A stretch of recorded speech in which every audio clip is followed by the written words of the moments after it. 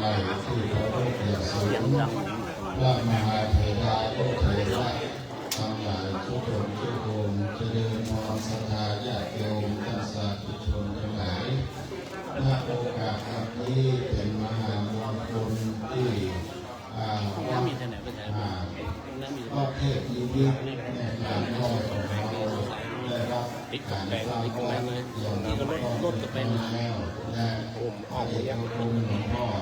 ขอบคุณพระเทศมังคลาจารย์ได้เมตตาแต่งตั้งยังท่านเจ้าอาวาสใหม่ก็คือพระครูธรรมพรบพิตรในโอกาสวันนี้คณะสัทธาญาติโยมแสดงมุทิตาจิตด้วยการจะสืบชะตาวัดสืบชะตาท่านพระครูเพื่อเป็นสิริมงคลยิ่งขึ้นไปวันนี้จะได้ปักเคราะห์เพื่อเข้าเอาขวัญตามแบบว่าโบราณตามสมควรแก่กระเวลาเพราะวันนี้พระมหาเถระได้มาพร้อมกันเป็นที่เรียบร้อยแล้วก็เลยถือโอกาสนี้ได้กระทำพิธีตามสมควรแก่กระเวลาต่อไป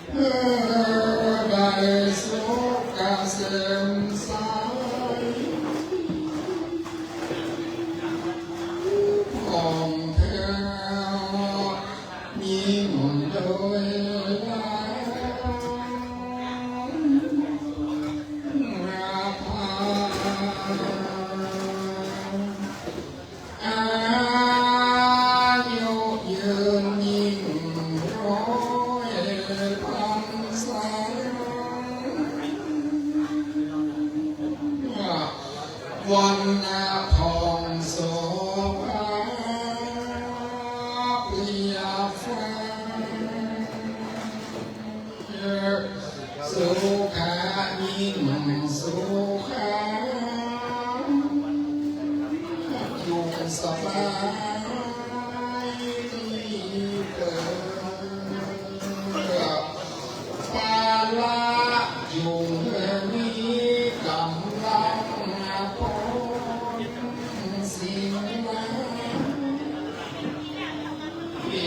มีกำลั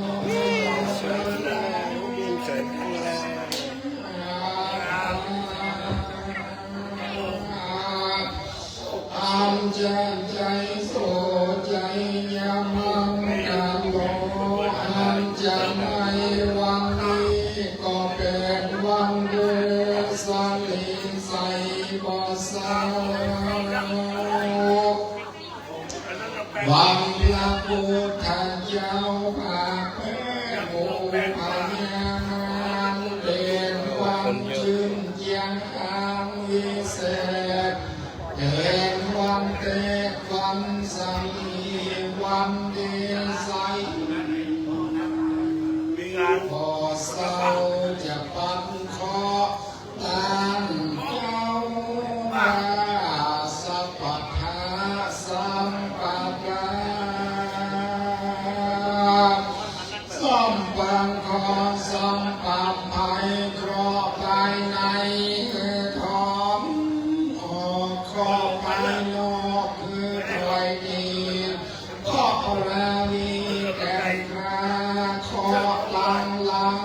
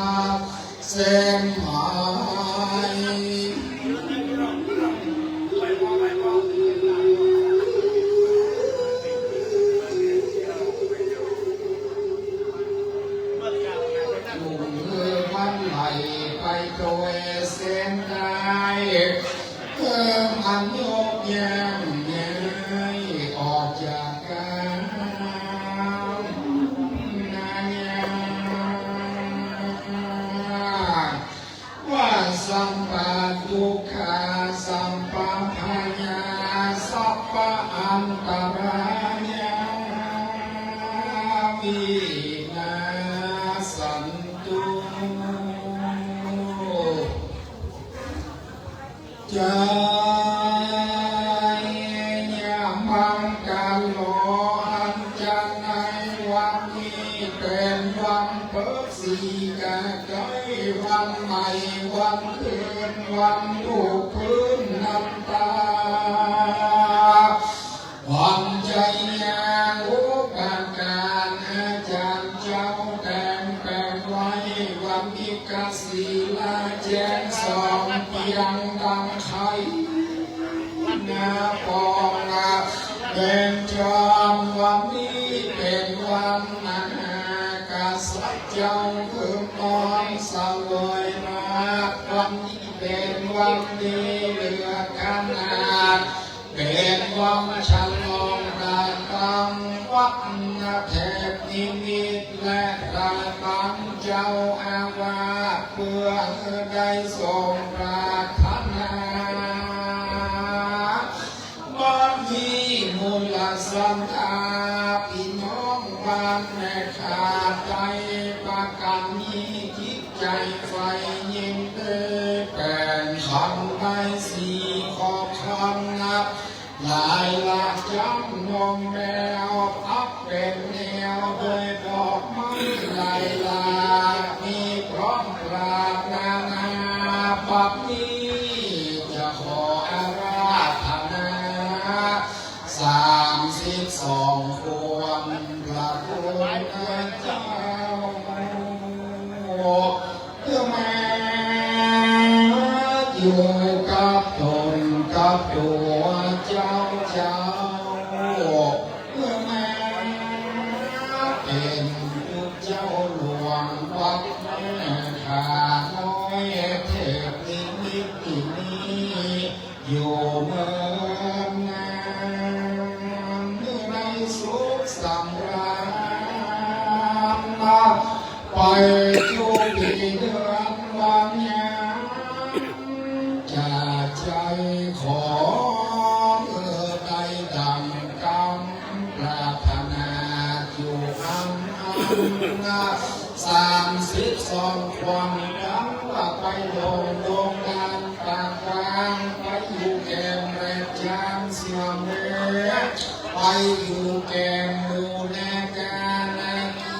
ลูกคุกนาตำใจกำว่าควงแห่งเจ้าไปตกอยู่เมืองไทยกรุงเทพมหานครต้องสัญจรทิศใดตามหนทางเส้นใหญ่สุขเปิดให้แม้ความอย่าเดินอันเอปันปลากำถึงนครสวรรค์กำแพงเพชรเมืองตาความอย่าไปปันปลาไปตั้งเมืองแปรเมืองนานลำปางความอย่าผ่านไปตามงาน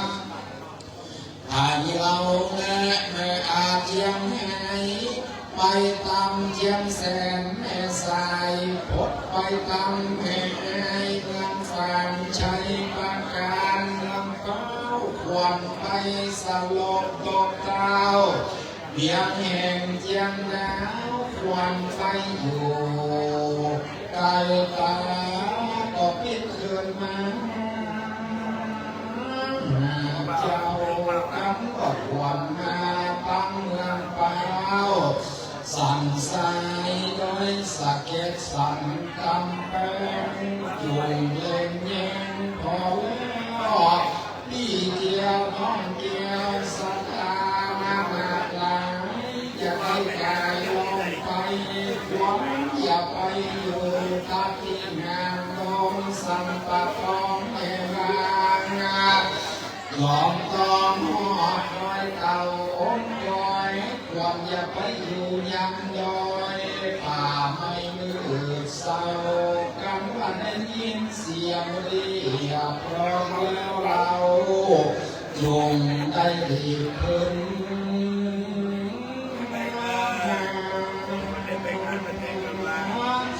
มาทำควันเกสาโลกนะข้าทำตาหัว วนดีเมื่อว่าออกเขากันว่าได้อยู่กับกล่อมกับเจ้าร้อยสาวกว่าเขาก็มือความดีไปตามได้เมื่อได้สู่เกษมใจไปจากใจร้อยสาวกว่าเขายุ่งเป็นนาเ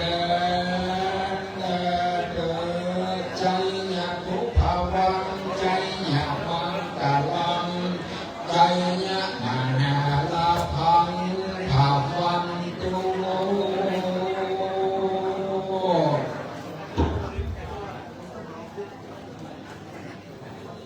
ได้บ่อย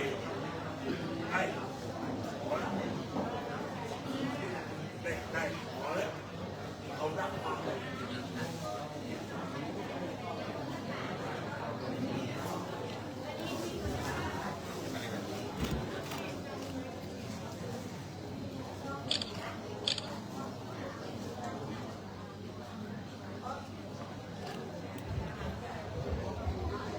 ฝ่าย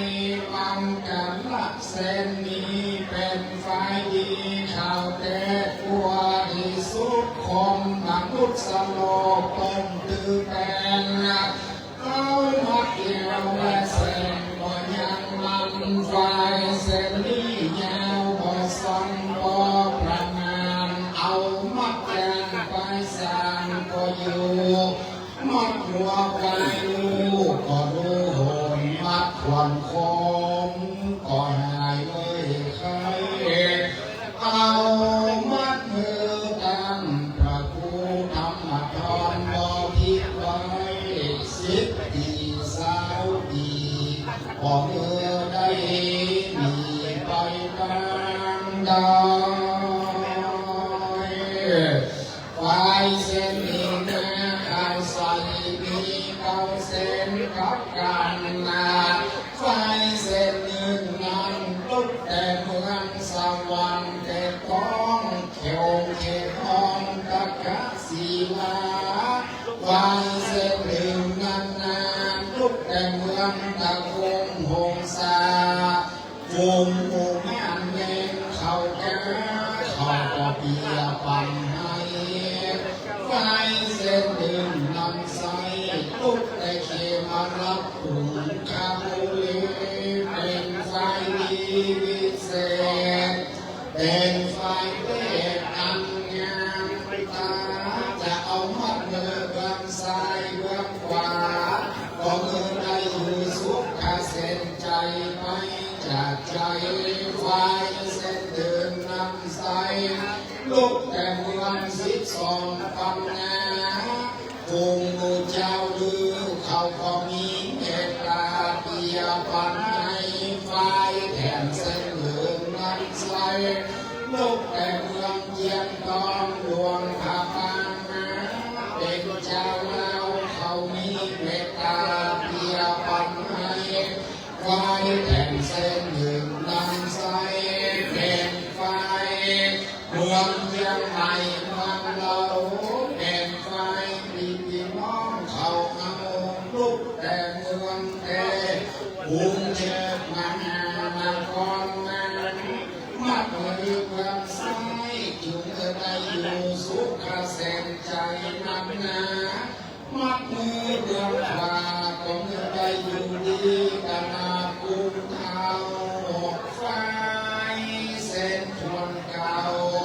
พี่น้องไม่ขาดน้อยเทพนิมิตนาแปลนปั๊มมัดมือแล้วจะอยู่สุขาชื่นชมสมปรารถนาไปจากใจดังคำพระพุทธเจ้าเทศนาไว้ว่าสัพพะทุกขาสัพพะพยาสัพพะอันตรายาวินาสันตุ เ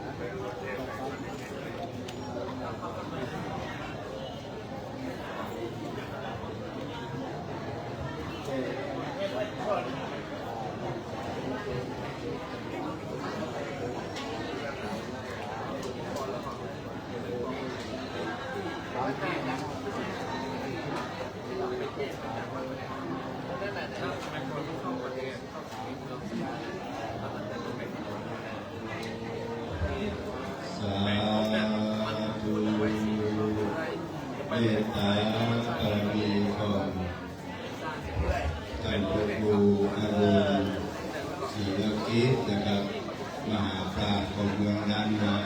วัดท่าคำได้เมตตาห้องเข้าเอาควันต่างอนุญาตประเพณีของเมืองนานาเป็นมังคลายิ่งแล้วศรัทธาทั้งหลายวันนี้อันเป็นวันอุดมมงคลเป็นวันมหามงคลอันล้ำเลิศเสริมยิ่งกว่าวันและยามทั้งหลายนะครับ เป็นวันเฉลิมฉลองกลางตั้งวัดตั้งเจ้าอาวาสและทำบุญอายุวัฒนมงคล56 ปี34 พรรษาของพระเดชพระคุณธรรมกรโตพิติกาโสธโรซึ่งเวลาขณะนี้เป็น11 นาทีจะ10 โมงสถาปนาเมื่อและขอกราบไหว้สาพระมิธรรมครูบามาติราชทุกคนทุกองค์ที่เมตตาเดินทางมาถึงแล้วขอเมตตาขึ้นสู่อารัสมาสูงประเดียงสูงนะครับเพราะว่าเวลากระชั้นชิดวันนี้เข้าใจว่าเป็นวันดีเป็นวันมหามงคลวันเดือน4 แรม 8 ค่ำนะครับวันนี้คงจะมีงานหลายที่หลายทางวัดแม่ขาน้อยบ้านแม่ขาน้อยหรือวัดเทพนิมิตรได้กราบรัตนาพระมหาเถระหลายรูปแต่ก็ได้เมตตาเดินทางมาแล้วก็มีหลวงพ่อพระเทศมังคลาจารย์แล้วก็หลวงพ่อเจ้าคณะจังหวัดเชียงใหม่เมตตามาถึงในฐานะที่ถือว่าเป็นพระมหาเถระประธานสงฆ์นะครับพร้อมด้วยเมตตาธรรมของท่านครูท่านเจ้าคุณสุวรรณเมธีนะครับดร.รองเจ้าคณะจังหวัดเชียงใหม่อย่างรูปนิ่งพร้อมด้วยท่านเจ้าคุณภาวนาธรรมาภิรัตน์นะครับเจ้าคณะอำเภอเมืองเชียงใหม่ได้เมตตาเดินทางมาพร้อมด้วยพระสงฆ์พระเจ้าแต่หลายรูปหลายองค์เวลาก็กระชั้นชิดมาทางพี่น้องศรัทธาผู้เป็นฐานะพอดีนะครับมีคุณพ่อสมบูรณ์นะครับฤษณวณิชวัยวัฒกรเป็นต้นท่านดร.ปีชารุ่งปีชาพันแก้วท่านนายกเทศมนตรีของตำบลปาแดงนะครับแล้วทราบว่าทางสำนักพุทธจะมาขอจะเจ้าเลยนะครับวันนี้ตามหน้าบุญเนื้อศรัทธาทั้งหลายเพราะว่าถ้าเริ่มจะไปก็จะชวนเข้าชวนเพลงนะครับขอศรัทธานาบุญทั้งหลายได้งานที่นั่งเรียบร้อยนะครับตามใจบริสุทธิ์พุทธผ่องจะได้เข้าสู่พิธีไปโดยลำดับเพราะว่าเวลาขณะนี้เวลา9 โมงกับ49 นาทีนะครับเนี่ย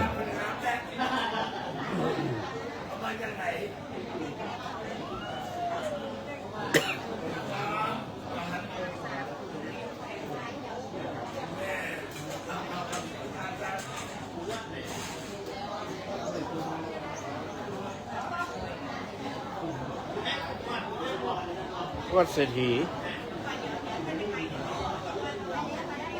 น้องพ่อเนาะวัดเศรษฐีเนาะ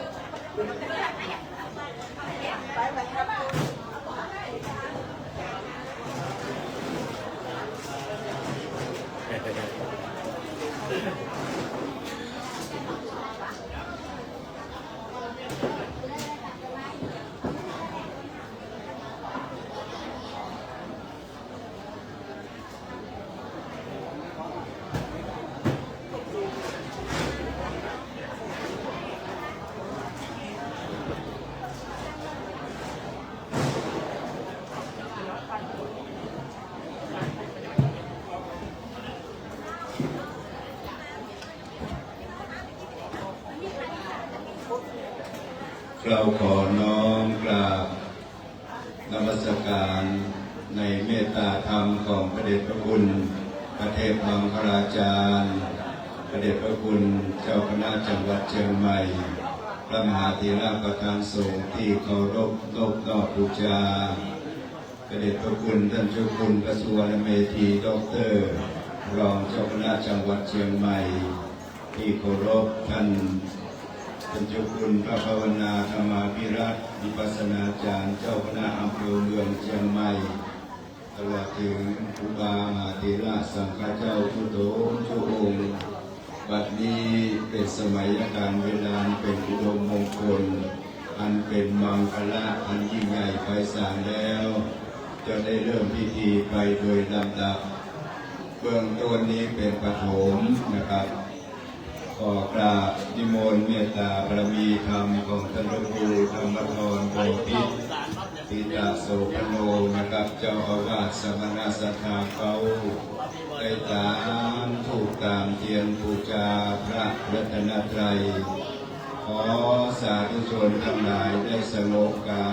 ยสงบวาจาตั้งอกตั้งใจประนมมือน้อมรำลึกถึงคุณของพระรัตนตรัยอันเป็นที่จ้างที่เปิดอันสูงสุดอันมีคุณพระพุทธคุณพระธรรมคุณพระสงฆ์เป็นต้นเป็นประธานณวันนี้กราบนิมนต์ท่านพระครูครับ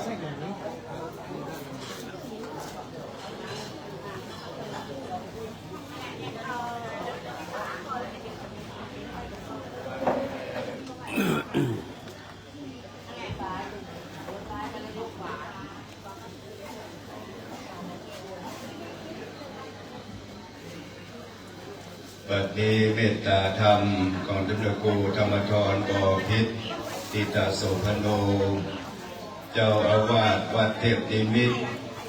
ได้เมตตาตามถูกตามเทียนบูชาพระรัตนตรัย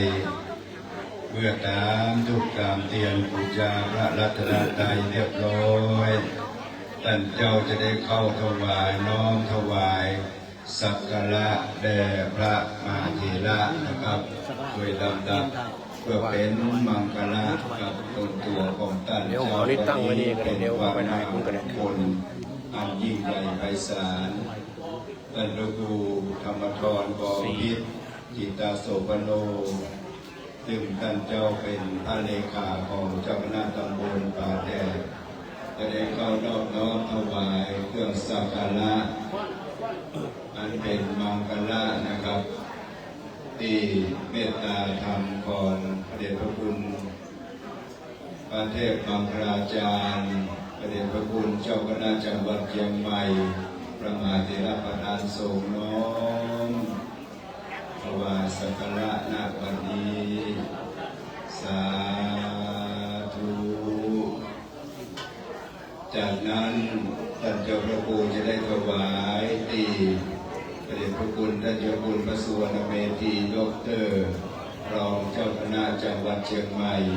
วัดพระดาเจ้าสิริจอมทองแห่งที่หนึ่งนะครับน้อมรับเอาบุญญาบารมีไว้เหนือเกล้าเหนือกระหม่อมนะครับ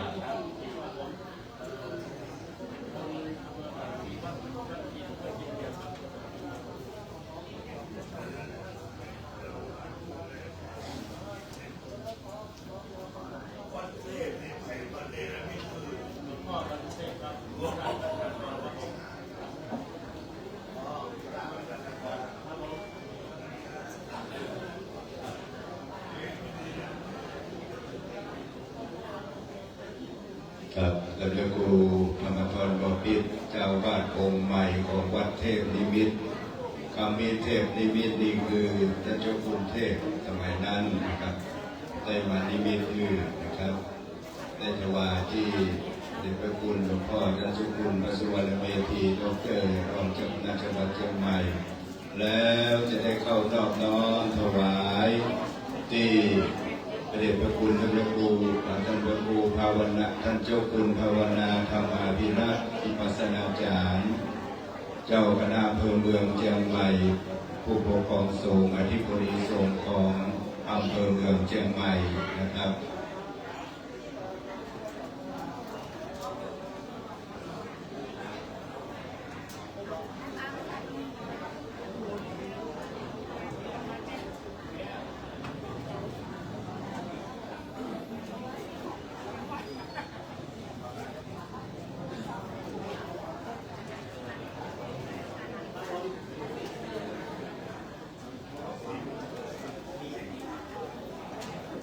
แต่ดีท่านพระครูเจ้าวาดองค์ใหม่จะได้เข้านั่งในซุ้มจัตตาและขอเชิญคุณสมบูรณ์กฤษณวณิชนะครับในนามของคณะศรัทธาของวัดเทพนิมิตรได้ถวายเครื่องสักการะท่านผู้เจ้าหลวงใหม่นะครับคุณพ่อสมบูรณ์กฤษณวณิชถือว่าเป็นผู้ที่ก่อตั้งวัดร่วมกับท่านพระพุทธเจ้าเป็นผู้บนเสนอในการทุกอย่างนะครับนี่ก็เป็นบุญเป็นบารมีของหลวงพ่อสมบูรณ์กฤษณวณิชนะครับรายการรับงานผู้มีจิตใจงดงามนะครับมาประทานวัดได้เข้าถวายในนามของคณะศรัทธาทุกคนนะครับสาธุ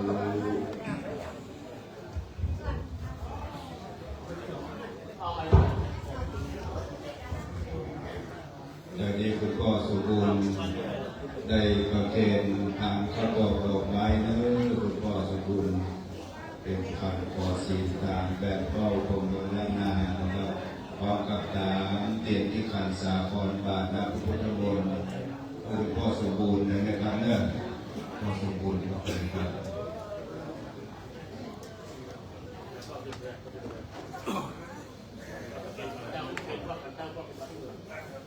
วันนี้จะขอรับเมตตาธรรมของพระเจ้าคุณวรุณศรีลาเกต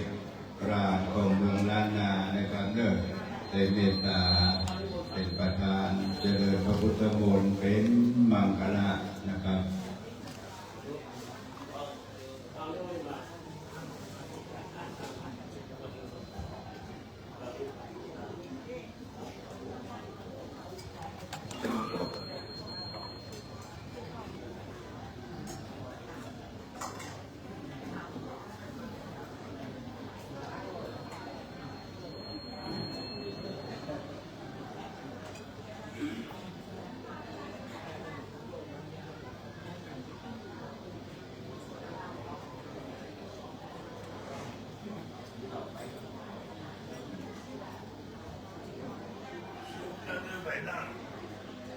โยมแม่อาลีครับผมรับผู้หญิงมาด้วยครับครับผม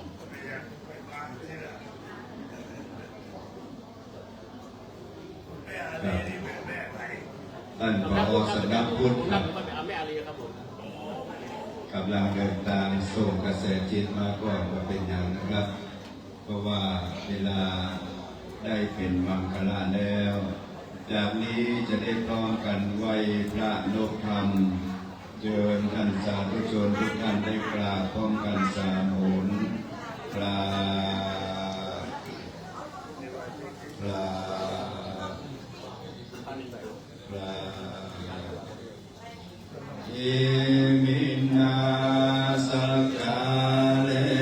นะพุทธังอภิปู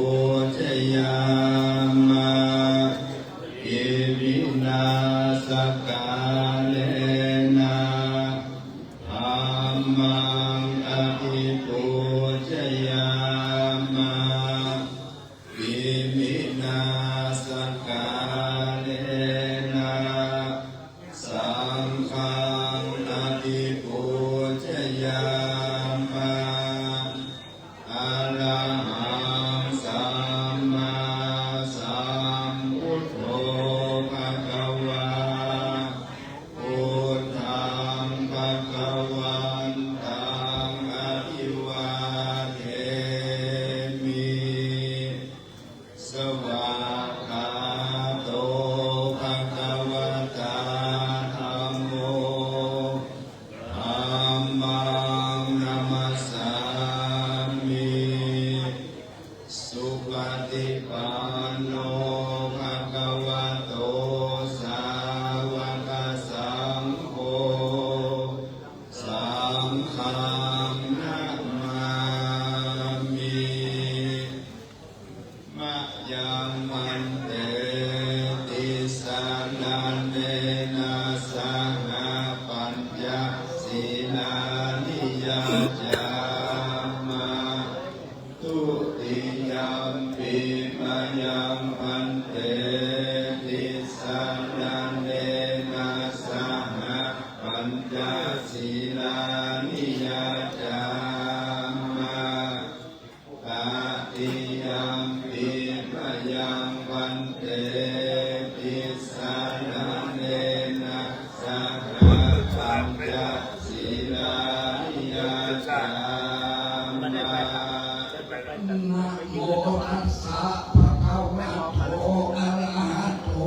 มมาสัมพุทธัสสะนะโมตัสสะภะคะวะโตอะระหะโตสัมมาสัมพุทธัสสะนะโมตัสสะภะคะวะโตอะระหะโตสัมมาสัมพุทธัสสะนะโมตัสสะภะคะวะโตอะระหะโตสัมมาสัมพุทธัสสะนะโมตัสสะภะคะวะโตอะระหะโตสัมมาสัมพุทธัสสะนะโมตัสสะภะคะวะโตอะระหะโตสัมมาสัมพุทธัสสะธัมมังสรณังคัจฉามิพุทธังสรณังคัจฉามิธัมมังสรณังคัจฉามิธัมมังสรณังคัจฉามิสังฆังสรณังคัจฉามิสังฆังสรณังคัจฉา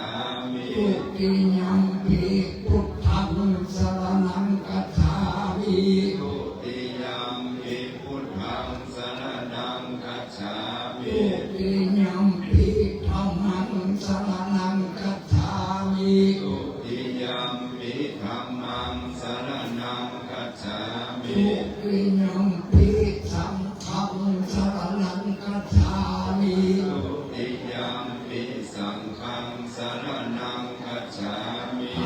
ติยัมปิพุทธังสรณังคัจฉามิตติยัมปิพุทธังสรณังคัจฉามิตติยัมปิธัมมังสรณังคัจฉามิตติยัมปิธัมมังสรณังคัจฉามิตติยัมปิสังฆังสรณังคัจฉามิตติยัมปิสังฆังสรณังคัจฉามิสรณะกะมะนังนิธิตังอามะอันเตปานาติปาตาเวรมณีสิกขาปะทังสมาธิยามิปานาติปาตาเวรมณีสิกขาปะทังสมาธิยามิอินนาตังเวรมณีสิกขาปะทังสมาธิยามิอินนาตังเวรมณีสิกขาปะทังสมาธิยามิอาเมสุมิสาจาลาเวรมณีสิกขาปะทังสมาธิยามิกาเมสุมิชาจาราเวรมณีสิกขาปะทังสมาธิยามิอุสาวาตาเวรมณีสิกขาปะทังสมาธิยามิอุสาวาตาเวรมณีสิกขาปะทังสมาธิยามิทุลาเมรยะมัจจปมาทฐานาเวรมณีสิกขาปะทังสมาธิยามิสุราเมรยะมัจจปมาทฐานาเวรมณีสิกขาปะทังสมาธิยามิอานิปัญจสิกขาปะทานิพุทธปัญญตังสิกขาปะทังปริสุทธังนิพพานังปรมังทุกขาสาธุเอาฝ่ายมงคลลงจกศีรษะในศรัทธาครับวิปัสสิปฏิปหายาสัมมาสัมปติสิทธิยาสัพพทุกขาวินาศายาปริตังรูธัมมังคลังวิปัสสิปฏิปหายาสัพพสัมปติสิทธิยาสัพพพยาวินาศายาปริตังรูธัมมังคลังวิปัสสิปฏิปหายาสัพพสัมปติสิทธิยาสัพพโรควินาศายาปริตังรูธัมมังคลัง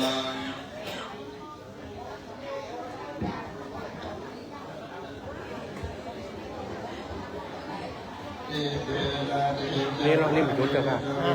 เดี๋ยวรักษาเนี่ยมันชุดเจ้าค่ะ ภูมาจายันตุเทวาเทวาตาลังสมิยกันตัพนาตาอิทังตาสันติเตนะโมเนวะละวัจนังสาธุโอโนสุนันโตธัมมสวนาคาโรอัญญังปะทันตาธัมมสวนาคาโรอัญญังปะทันตาธรรมสวนาคาโรอายังพระทันตามันตาจักวะเลสุขันธนาคาสัมพุเทวตาสัพพมังมุนีราชสัพสุนันทุสัพพะโภกัตตังนามิทิรัตนะตัญญังสัพพะอันตรัญญาปิวินาสันตุวาเสรโตนะโมตัสสะภะคะวะโตอะระหะโตสัมมาสัมพุทธัสสะนะโมตัสสะภะคะวะโตอะระหะสัมมาสัมพุทธัสสะนะโมตัสสะภะคะวะโตอะระหะโตสัมพุทธัสสะพุทธังสรณังกัจฉามิธัมมังสรณังกัจฉามิสังฆังสรณังกัจฉามิตุติยัมปิพุทธังสรณังกัจฉามิตุติยัมปิธัมมังสรณังกัจฉามิตุติยัมปิสังฆังสรณังกัจฉามิตาติยัมปิพุทธังสรณังกัจฉามิตาติยัมปิธัมมังสรณังกัจฉามิตาติยัมปิสังฆังสรณังกัจฉามิพุทโธมังคังลาสัมพุทโธสัมพุทโธเตปะโตตังโมปุตตะมังกาลามะกัมมาสัพพะทุกขาวามุจาเรธัมโมมังกาลาสัมพุทโธกัมเปโลตุอาโสอานุนัมมามังกาลามะกัมมาสัพพะปัญญาปัมมุจจาเรสัมโฆมังกาลาสัมพุทโธวราตาทินัยโยอนุตตโรสังฆามังกัมมามังกัมมาสัพพะโลกาภามุจจาเรนะโมอะระหะโตสัมมาสัมพุทธัสสะมะเหสิโนนะโมพุทธัมมาธัมมัสสะภะคะเทวะเทวิธานะโมมหาสังฆัสสะปิริสุทธัสสิลาเทวิโนนะโมโอมัตตัญญังรัตถังสังฆตังนาตัญญังสัสสะตุขังนะโมโอมัคคะติตัสสะตัสสะวะตุตัญญังสัพเพนะโมกัลลัปปะภะเวนะปัจจันโตโอปัตตวานะโมกัลลาโนภะเวนะสุวัตเตหนตุสัพพะทานะโมกัลลังสัพเพเตนะเวทิเมโหมิเตชะวะราจะโตวะโจนะโตวะมนุสสะโตวะอามานุสสะโตวะอามิโตวะอุตตะกะโตวะวิสัจจะโตวะทานุนะโตวะกันดังกะโตวะยัตถะโตวะจันนะปัตตะโลกะโตวะอัสสะธัมมะโตวะอัสสันติเตโตวะอัสสะปุริสะโตวะยันตา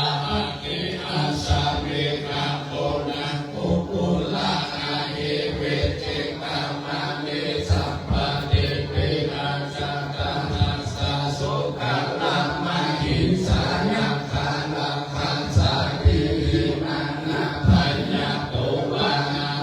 โล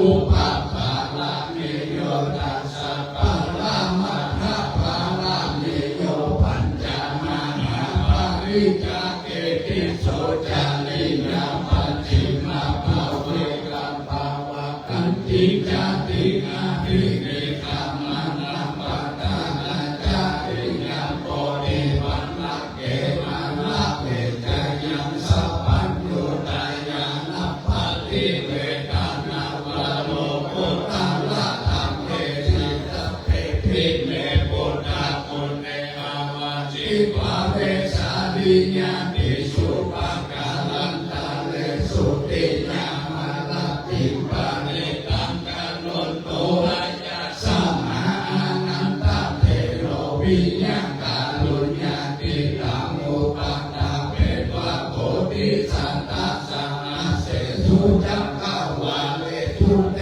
วะทายัสสานัมปะติกัณหันติยังจะเวสาลิยัมปุเรโลกามานุสสะโตเกกาสัมพุทธันติวิธัมมายังเกปัมมันตาลาทาเพสิปานิตันตัมปันนามาเอ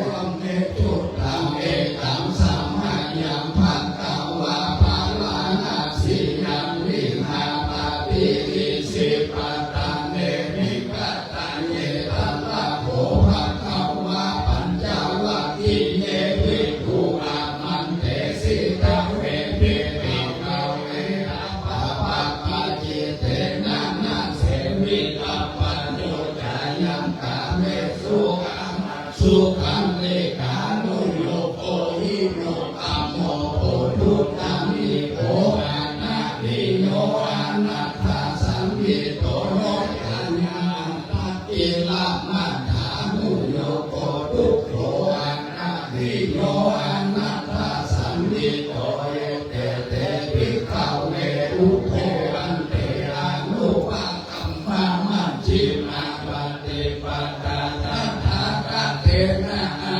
ภิสัมพุทธาจักขุกาลานิญาณคาลานิอุปัสสมัญญาปิญญาญาสัมโพธายานิพพานายาสังวัตตันติกาธัมมัจจสาภิกขเวมัจฉิมาปฏิปทาทัฏฐากะเทนะอาภิสัมพุทธาจักขุกาลานิญาณคาลานิอุปัสสมัญญา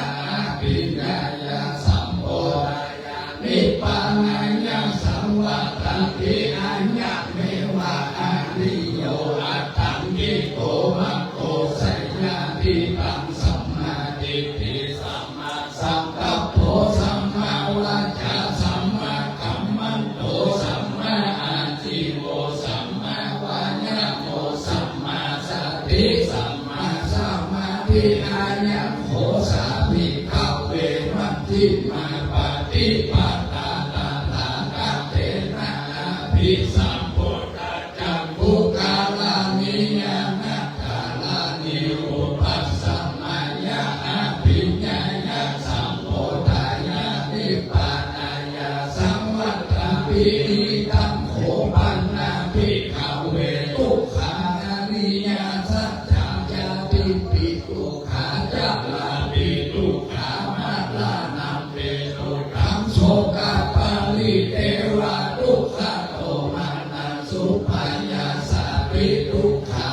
ปิเยหิสัมปโยโกทุกโขปิเยหิวิปัสโยโกทุกโขยัมปิสันนาลาปะปิตัมปิทุกขังสังกิเตนะปัจจุปัฏฐานะขันธาทุกขังอิตัมโขรัตนาภิกขเวทุกขสามุทธโยอานิญาสัจจัญญายังตัณหาโภโลภะเวกานันติลากังสังฆากัตตาตัปปะตัปปะภินันติมิสัญญาปิตังกัมมะตัณหาวะตัณหาวิภาวะตัณหาอิตังโขปันนาภิกขเวทุกขาวิโยโทอาริยสัจจโนทัสสะเยวะตัณหายะเสสะเวลังกานิโรโทจะโกปะตินิสัพโก ที่อานาล อิตังโขปานาภิกขเวปุคานิโกทักกะมินิปฏิปตาอานิยสัจจังอัญญเมวะอาลิโยอัตตังกิโกภะโกไสยาติตังสัมมาทิฏฐิสัมมาสังกัปโปสัมมาวาจาสัมมากัมมันโตสัมมาอาชีโวสัมมาวายาโมสัมมาสติสัมมาสัมมาทิฏฐิตัมทุกขังอริยสัจจังที่เมภิกขเวอุปเปอานาโตสุเตสุธัมเมสุจังโฆตปาติญาณังอุตตปาติปัญญาอุตตปาติวิจาอุตตปาติอาโลโกอุตตปาติตังโฆปานิตังทุกขังอริยสัจจังมายาปาปิยันติเวภิกขเวปุปเปอานาโตสุเตสุธัมเมสุจักขุอุตตปาติญาณังอุตตปาติปัญญาอุตตปาติวิชาอุตตปาติอาโลโกอุตตปาติตังโฆปาติตังทุกขังอริยสัจจังปาริญาตันติเมภิกขเวปุปเปอานาโตสุเตสุธัมเมสุจักขุอุตตปาติญาณังอุตตปาติปัญญาอุตตปาติวิจาอุตตปาติอาโลโกอุตตปาติอิตังทุกขะสมุทัยโยอริยสัจจังที่เมภิกขเวปุปเปอานาโนสุเตสุธัมเมสุจักขุอุตตปาติญาณังอุตตปาติปัญญาอุตตปาติวิจาอุตตปาติอาโลโกอุตตปาติตังโฆปานิตังทุกขะสมุทัยโยอริยสัจจังปะหาตัปปันติเมภิกขเวปุปเปอานานุสุเตสุธัมเมสุจักขุอุตตปาติญาณังอุตตปาติปัญญาอุตตปาติวิจาอุตตปาติอาโลโกอุตตปาติตังโฆปานิตังทุกขะสมุทัยโยอริยสัจจังปายินันติเมภิกขเวปุปเปอานานุสุเตสุธัมเมสุจักขุอุตตปาติญาณังอุตตปาติปัญญาอุตตปาติวิจาอุตตปาติอาโลโกอุตตปาติอิตังทุกขะนิโรโธอริยสัจจังที่เมภิกขเวปุปเปอานานุสุเตสุธัมเมสุจักขุอุตตปาติญาณังอุตตปาติปัญญาอุตตปาติวิจาอุตตปาติอาโลโกอุตตปาติตังโฆปานิตังทุกขะนิโรโธอริยสัจจังสัสสิกาตัปปันติเมภิกขเวปุปเปอานานุสุเตสุธัมเมสุจักขุอุตตปาติญาณังอุตตปาติปัญญาอุตตปาติวิจาอุตตปาติอาโลโกอุตตปาติตังโฆปานิตังทุกขังนิโรโธอริยสัจสัสสิกาตัปปันติเมภิกขเวปุปเปอานานุสุเตสุธัมเมสุจักขุอุตตปาติญาณังอุตตปาติปัญญาอุตตปาติวิจาอุตตปาติอาโลโกอุตตปาติตังโฆปานิตังทุกขะนิโรโธอริยสัจจังสัสสิกาตันติเมภิกขเวปุปเปอานาโนสุเตสุธัมเมสุจักขุอุตตปาติญาณังอุตตปาติปัญญาอุตตปาติวิจาอุตตปาติอาโลโกอุตตปาติอิตังทุกขะนิโรธคามินิปฏิปตาอริยสัจจังที่เมภิกขเวปุปเปอานานุสุเตสุธัมเมสุจักขุอุตตปา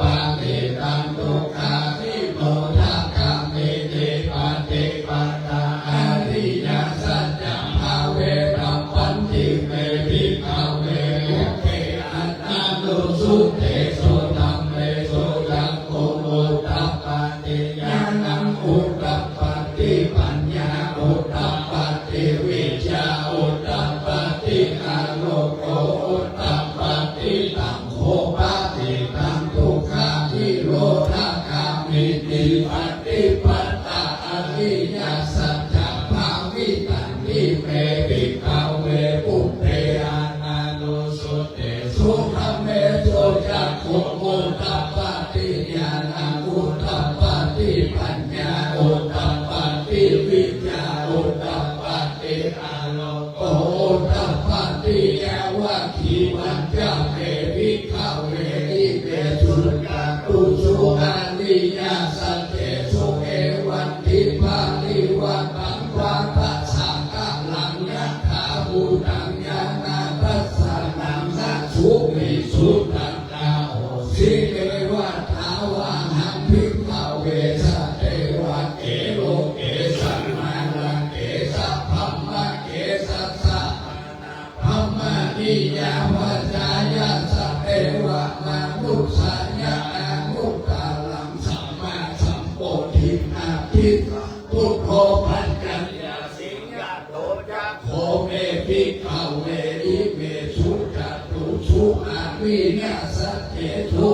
วันติปาลิวัตังวาทัสสะกะลังยะถาภูตังญาณทัสสะนังสุวิสุขังอาโหสิอันอาหังภิกขเวสัตเตวะเกโลเกสัมมาลาเกสัพพมะเกสัสสะมานะพัมมะนิยาปัจจยาสัตเตวะมนุสัญญาอนุตตาลังสัมมาสัมโพธินาภิสัมพุทโธปัจจัญญาสิญาณัญจปันนาเมตัสสะนังอุตตปะเตนะอุปะเมวิโยทิอา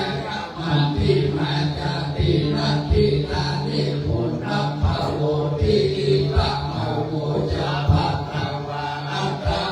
นะปัญจวัคคียาภิกขุภะคะวะโตภาสิตังอาภินันตุติมัสสมิจฉาปันนาวัญญาคลานัสสมิปัญญามันเนอายัสสัมมันโตปุณัญญัสสาวิลาจัมวิตามาลังธัมมาจักขุปุตตปาติยังกิจจิสมุทัยะธัมมังสัพพันธานิโรธาธัมมันติภาวะติเทจะปัตตวะธัมมังวัจจะเกภูมาเอวะสัทธามานุสาเวสุเอตัมภะคะวะตาปาลานาสียามิสิปัตตะเนมิกาตาเยอานุตาลังธัมมาจักขังปวัตติธานาปฏิวัติยังสามาเนนะวะธัมมะเนนะวะเตเวนะวะมาเวนะวะธัมโมนะวะเกนะทิวาคัสสะมิ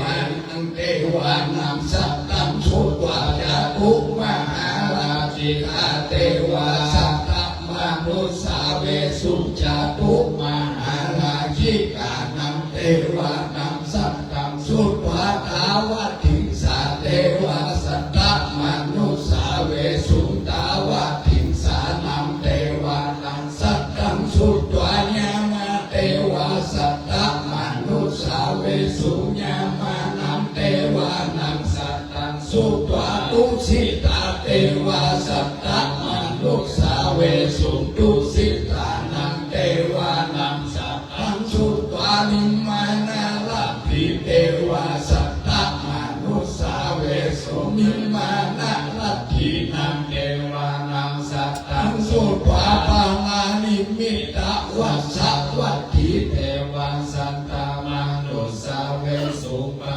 ลานิมิตะวัสสะวัตถินัมเทวานัมสัตตังสุตวะธัมมปริทัจจาเทวาสัตตมนุสาเวสุพรหมปริสัจจานัมเทวานัมสัตตังสุตวะธัมมปโลหิตาเท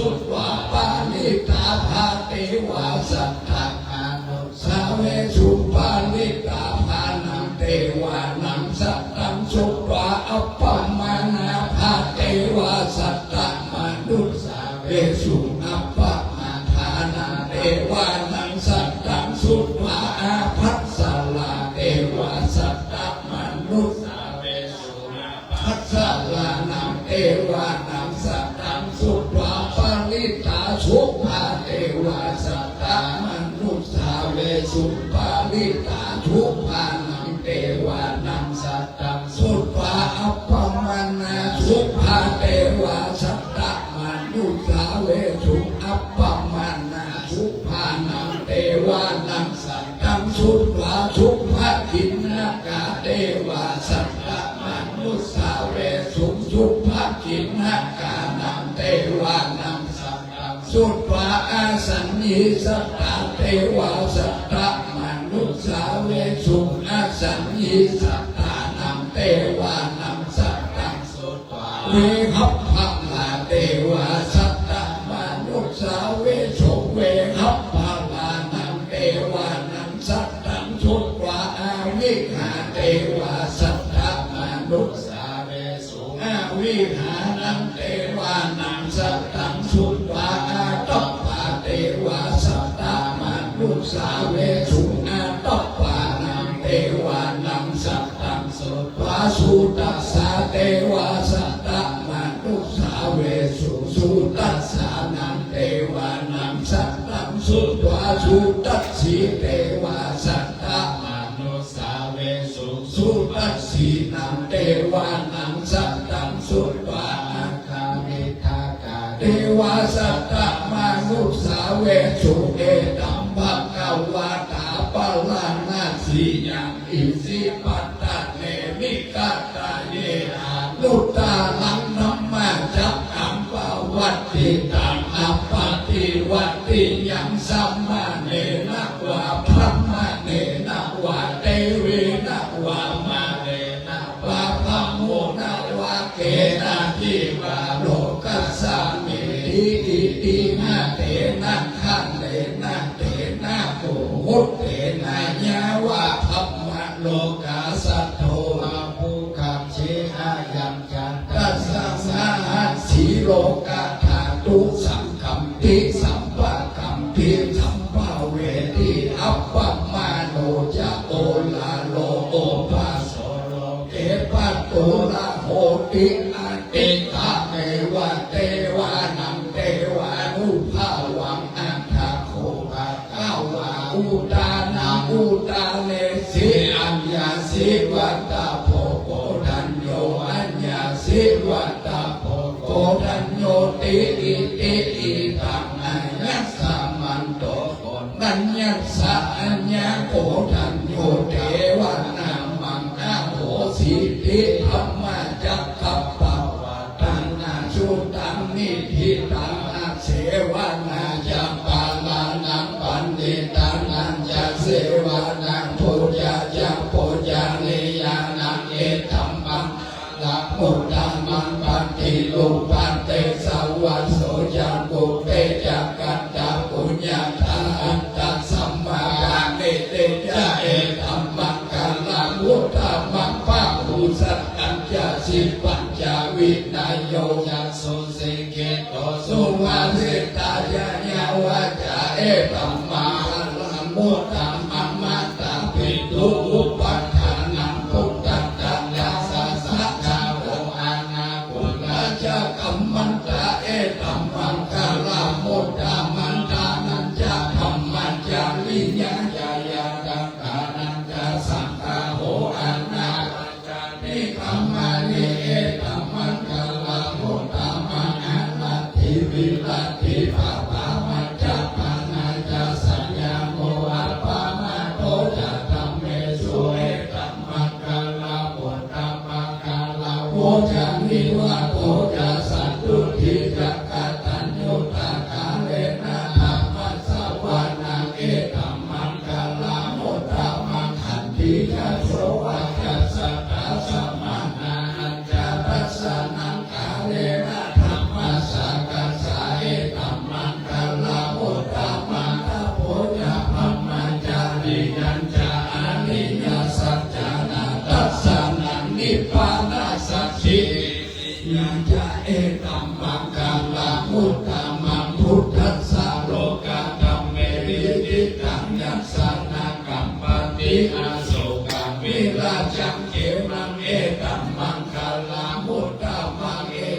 ติสานิกัตวานาสัพพัทธรรมปัลลจิตตาสัพพัทธโสติกัจฉันเตตันเตสัมมังคาลามุตตะปันติมหามังคาลาโสตังจิวิตังอิตาวาหุลาวาสักเกสุวายังลับตันนังปานิตังนะโนสัมมังอธิกัตถากะเทนะอิตัมปิพุทเทระตานังปานิตังเอเตนะสัจเจนะสุวัตติโหตุขายังวิลากังอามาตังนิตัญญาทัสสะกาชาเกียมุนีสัมมาหิโตนะเถนะธัมเมนะสัมมาทิกิจจิอิตัมปิธัมเมนะตานังปานิตังเอเตนะสัจเจนะสุวัตติโหตุยัมปุถะเสโภปาลิวันนาทิสุจิสัมมาทิมานันตาเดกัญญามานุสัมมาทินาเตนะสัมโมนาวิจติอิตัมปิธัมเมนะตานังปานิตังเอเตนะสัจเจนะสุวัตติโหตุเยปุกกะลาอัฏฐสัทธัมปัสสัทธาจัตตานิเอตานิยุคานิหนติเตระคินัญญาสุขตังสังสาวกายเตสุตินานิมหาปะลานิอิตัมปิสังเขละกานังปานิตังเอเตนะสัจเจนะสุวัตติโหตุเยทุปายุตตามังนัสสะตังละเหนานิกามิโลโกตัมมัสสะสันนามิเตปฏิปัตตาอามาตาวิเมหะลัทธามุทานิพุทธิพุทธมานาอิตัมปิสังเขลัตตานังปานิตังเอเตนะสัจเจนะสุวัตติโหตุขีนังปุลานังนาวังนาทิสัมภาวังวิรัตจิตตัญญาติเกวังวัสสมิงเตขีนาภิจาภิรุลาหิจันทานิปันติทิลาตายัมปานิโพหินัมปิสังเขลัตตานังปานิตังเอเตนะสัจเจนะสุวัตติโหตุเมตัญจะสัพพะโลกัสสมิมานะสัมภาวันเยอัปปาวิมานาอุทธังอาโทจานิลิยัญจานาสัมปะทังอาเวลังนาสัพพะทันติทันจารังนิสิโนวาสยาโนวายาวะตัสสะวิกันตามิโตเอตัสสะตินาทิไทยะพรหมังเมตังวิหารังอิทัมมังหุติทิจานุปาคัมมาศีลาวาสะเนนะสัมปันโนกาเมสุวินัญญาเกตันนายิจันทุกขปัสสยังปุณณเลปิติกาลนิยาเมตตาสุตาปัมมโนพุทโธอัปปัมมโนธัมโมอัปปัมมโนสังโฆปัมมนามันตานิสิริงสัพพานิอาหิวิจิกาสัทธาปาติอุณนานาภิสัรภุมุสิกากาตาเมราหะกาตาเมปานิตาปฏิกามันตุพุทธานิโสหันนะโมภะคะวะโตนะโมสัตตานังสัมมาสัมพุทธานันติติปิโสภะคะวะอะระหังสัมมาสัมพุทโธวิจาจารณะปันโนสุขโตโลกวิทูอนุตตโลปุริสธัมมาสารทิสัทธาเทวมนุสสานังพุทโธภะคะวะติสวาคาโตภะคะวะตาธัมโมสันติติโกอาคาลิโกเอหิปัสสิโกโอปันนะยิโกปัญจกังเวทิตาโพริญโยเอเตโสปฏิปันโนภะคะวะโตสาวกสังโฆอุตุปฏิปันโนภะคะวะโตสาวกสังโฆยะยะปฏิปันโนภะคะวะโตสาวกสังโฆสามิเยปฏิปันโนภะคะวะโตสาวกสังโฆยะติตัญญตาริปุริสายุกานิอัฏฐปุริสาปุกขลาเอสะภะคะวะโตสาวกสังโฆอาหุนายโยปะหุนายโยตักขินายโยอัญจปิขาลาดิโยอนุตตรปุญญเข ตังโลกัสสะเอวังพุทธังสารันตานังธัมมังสังฆัจจาภิกขาโมหะยังวาสัพเพตัตตังวาโลมาหังโสนาเอสัตติปิสัตตาสุเขนะลักขันโตปุตตาสันติกาลาตุวังเตหิตวังลักขิโตสันโตโมโตสัสสะปะเยนะจัสสัพพะโลกาวินิโมโตสัพพะสันตาภวะจิตโตสัพพะเวลานานิกันโตนิปุตโตจันตุวังภวะสัพพิติโยวิวัจจันตุสัพพะโลกโควินาศตุมาเตปัญญาโยสุขีดิกาโยโกภวะอภิวาทานาสีลิสานิจังมุทธาจายโนจัตตาโลธรรมาวัฏันติอายุวันโนสุขังปาลาโมทังโกชติสังฆโตธรรมานังวิจายโนตัถาวิริยัมเปติปัสสันติโพจังกาจัตถาปะเลสมาภูเบกขาโพจังกาสัตเตเตสัพพะตัสสินามุนินาสัมมาตัคคตาภาวิตาภาโมเลกันตาสัมวัตตันติอาภิญญาญาณิปานายาจาโพธิญาเอเตนะสัจจวัตเตนะโสติเตโหตุสัพพตาเอกัสสะมิงสัมมาเยนะโทโมกขัลลานัญจากัสสะปังกิลาเนตุกิเตติสาโพจังเกตัตตาเทสัญญิเตจัตตังอาปิณันติตวาโลกามุจิสุตังคะเนเตนะจาวะเจนะโสติเตโหตุสัพพตาเอกาตาธัมมาลาจาภิกเกลัญเยนะภิปิลิโตจุนะเทเลนะกันเยวะพันนาเปวานัสสะทาลังสัมโมทิตวาจะอาปาตาตัมหาวุฒาสิทานาโสเอเตนะสัจจวัคเทนะโสติเตโหตุสัพพตาปะหินาเตจะอาปาตาตินันนัมภิมเหสินัมมะกะหัตถะกิเลสาวะปัตตานุปันติธัมมาตังเอเตนะสัจจวัคเทนะโสติเตโหตุสัพพตาตุนิมิตตังอวามังกาลัญจัญโยจามานาโปสักกุณาสัสสะโตปะปะกะโหตุสุตินานะกันตาพุทธานุภาเวนะเวนะสัมมิตุยันตุนิมิตตังอวามังกาลัญจัญโยจามานาโปสักกุณาสัสสะโตปะปะกะโหตุสุตินานะกันตังธัมมานุภาเวนะวินาสัมมิตุยันตุนิมิตตังอวามังกาลัญจัญโยจามานาโปสักกุณาสัสสะโตปะปะกะโหตุปินังอากันตังสังฆานุภาเวนะวินาสัมมิตุปะหุจามัสสัมมาเป็นเลเมตตาสาวกทันตังคิเมฆาลังอุเตตะโคลัสสะเสนามาลังกานาทิตัมมาวิกินาจิตวามุนิโตตันเตนะสามภวันตุเตจยะมันกาลานิมาลาติเรกัมมาปิโยชิตตัสสะปันติโกลัมปันนานวัตกะมัคคัมมัตตะตยะขังขันติสุตันดาเวตินาเทตวามุนิโตตันเตนะสาวันตุเตจยะมัคคลานินาลักขิลิงกัสสะวาลังอติมัตตาปุตตังนาวาคิจักกัมมัสสานิวาสุตาลุนันตังเมตตัมพุเสกาเวเทนาจิตวามุนิโตตันเตจัสสะภวันตุเตจยะมังคลานิ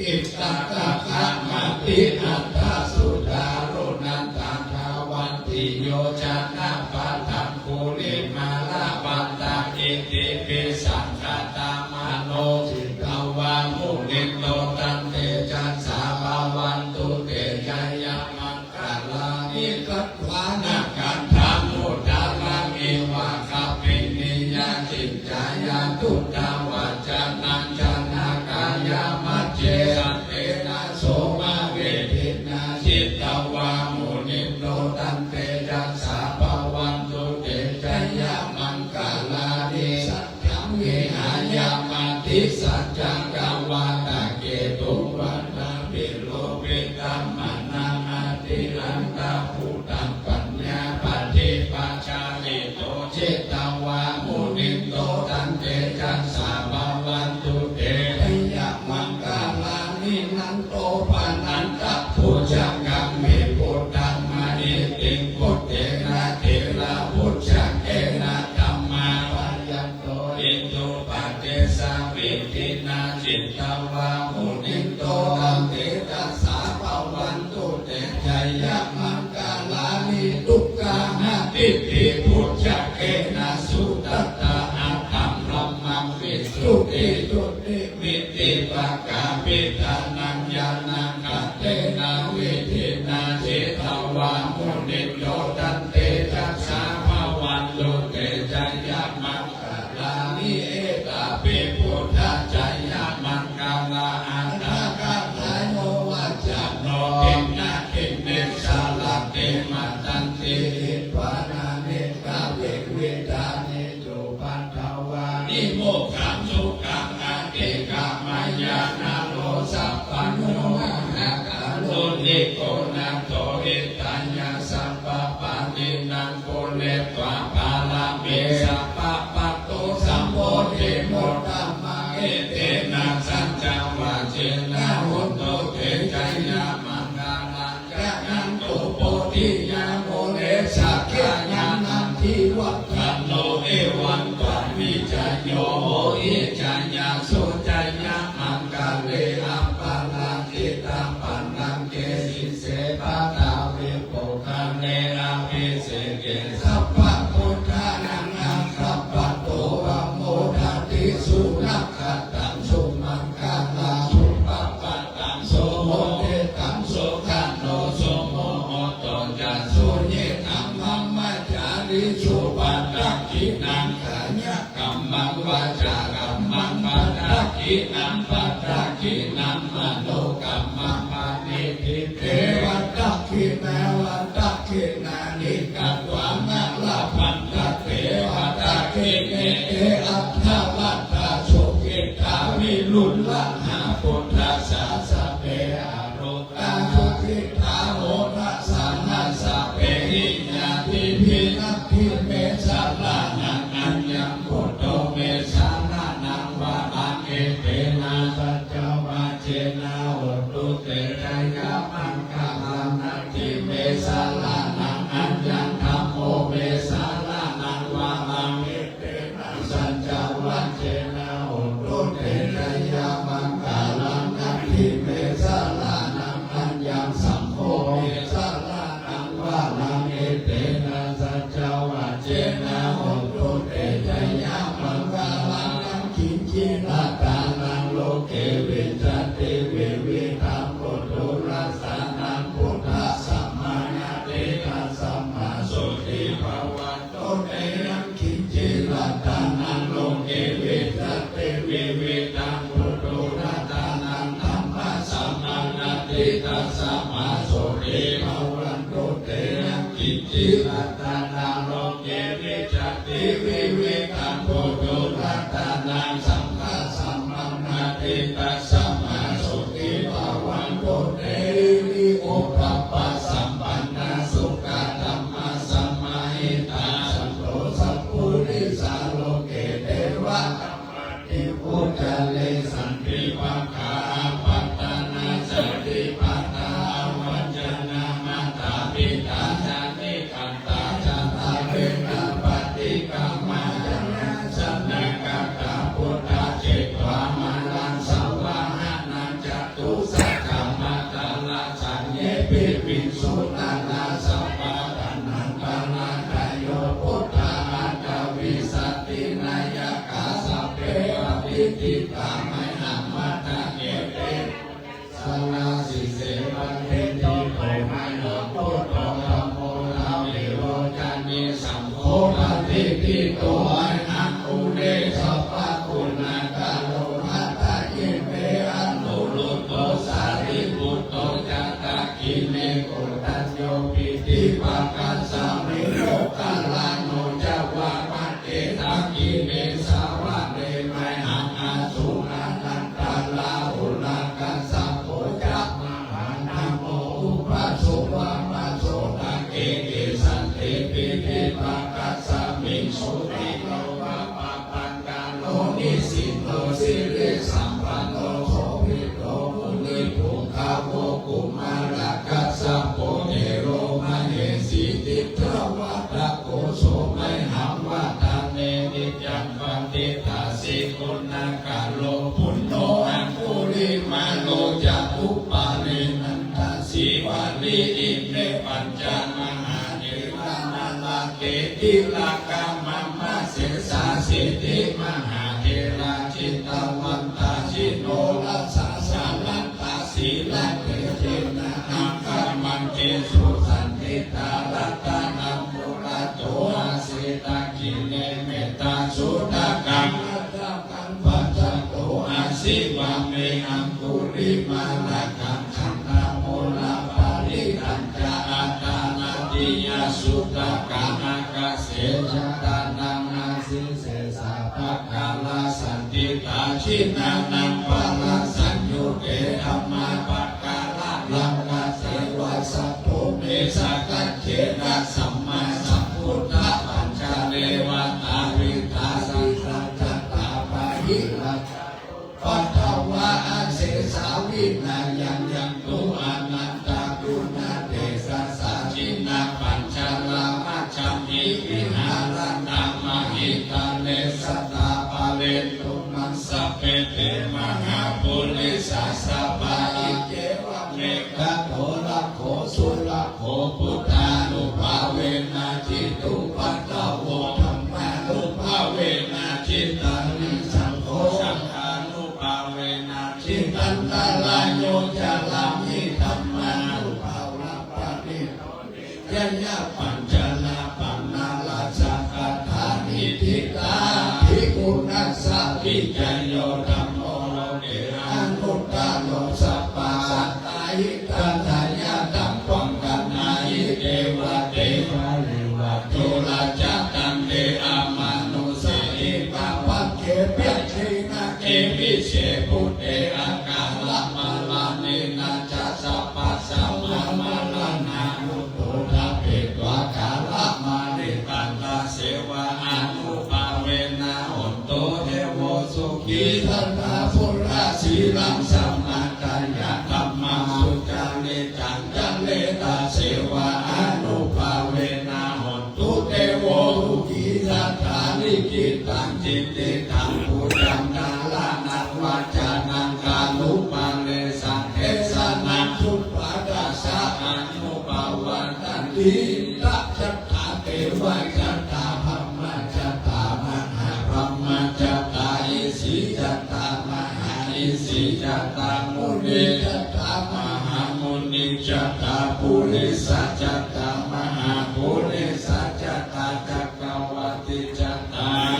จักรวัติจัตตาพุทธจัตตาปัญเจกพุทธจัตตาอรหันตจัตตาสัพพสิทธิปิจัตตา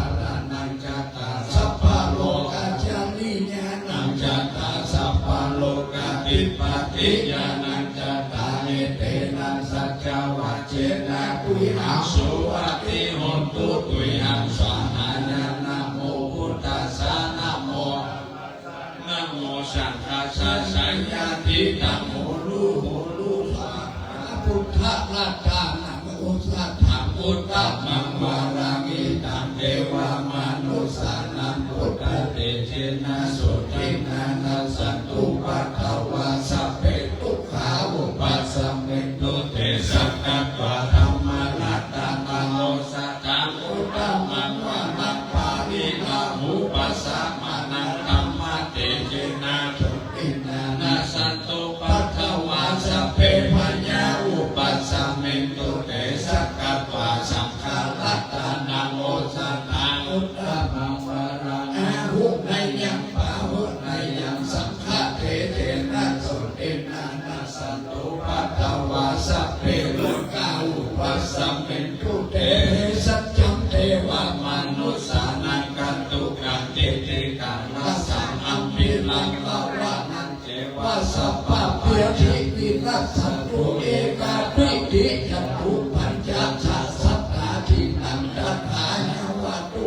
เวนัสสันตุชีวิตานังกัจจันตุเสชีวิตานังกัจจันตัสสะอายุวันนังสุขังพลังชีวิตานังนิยาเวนะตุเตวะสุขีสัทธาชีวิตานังจันโยตัตวะโอสัตตังพุทธังมังวะลังสาริลาทุกขังนาเสสีเวสัจจันตานะอุตตมังตัสสะมะกัลยะมังนิจยังสัมปลายานังปุญญานิปันนโลกัสสมิงปฏิตาอุติปาหินังอิมินาทุมหากรรมจิตนาวิสัติทิกายุกาสกาหุนตุสุขิตาหุนตุสัพพตาโยโสตตาติสักกัจจังศีลาวันเตทุกขาวิทุกนานาทานังวัลันจัตวาชีวิตานังมหาภาลาเอวังมหิติกาเอสายาติตังพุญญาสัมปดาตัสสมาธิลาภสังสันติอันติตาคตาปุญญาทัตติอาทิอุณัสสะวิจันโยนิทิโตนิทิติมาติเตโยจัญญาสิทธิมาหิติมานาคุณาภิมิตาปุญญาติกาลสัสสะพันตรายานิวาลานาสัมมาทัสสะภะคะวะโตอะระหะโตสัมมาสัมพุทธัสสะวัดถิสามหาปุริสารคันนานุภาเวนะอาสิตายานุปยัญชนะนุภาเวนะทุตตระสัพพังมังคลานุภาเวนะสวรรณลังสียานุภาเวนะเกตุมาลานุภาเวนะตัสสะปัลลมิตานุภาเวนะตัสสะอุปปาลมิตานุภาเวนะตัสสะปัลลมัทธปาลมิตานุภาเวนะศีลสมาธิปัญญานุภาเวนะพุทธานุภาเวนะธัมมานุภาเวนะสังฆานุภาเวนะเตจานุภาเวนะอิตานุภาเวนะปัลลานุภาเวนะยยะธัมมานุภาเวนะจตุราสีเตสะหัสสะธัมมาคันธานุภาเวนะนวโลกุตลาธัมมานุภาเวนะอัฏฐังกิกัมมะกานุภาเวนะอัฏฐสัมมาปฏิญานุภาเวนะสารปิญญานุภาเวนะจ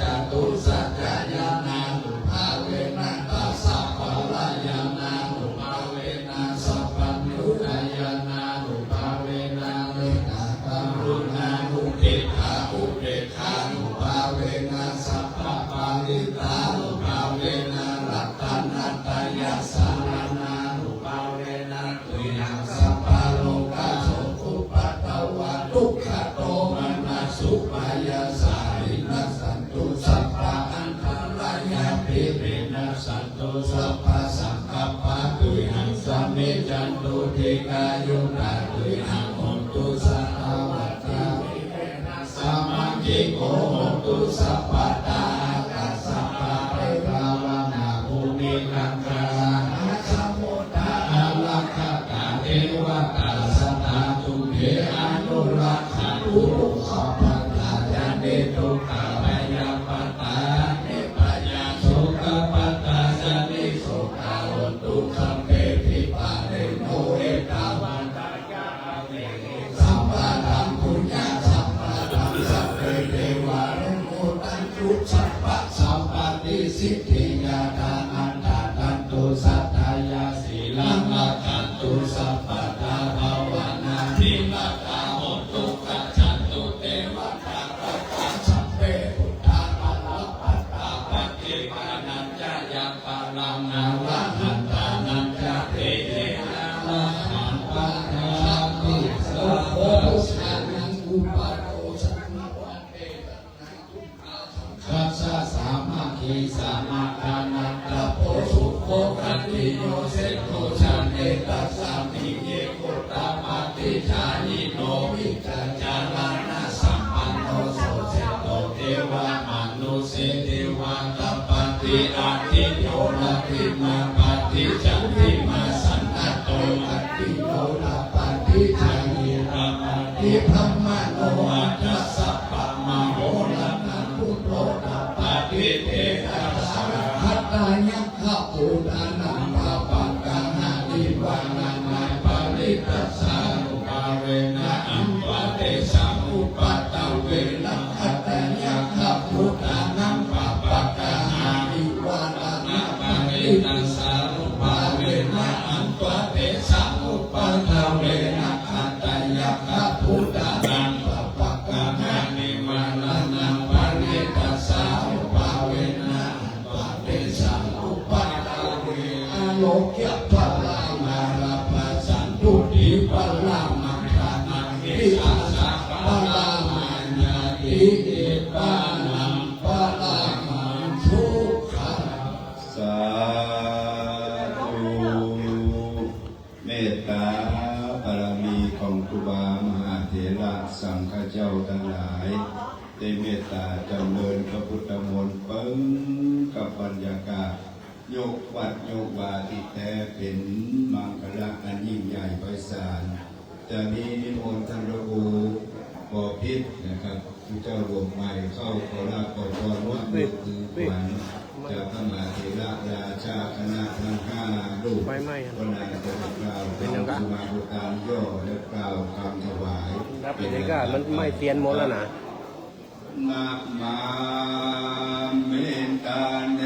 ทุปาปุภาราจันตาเน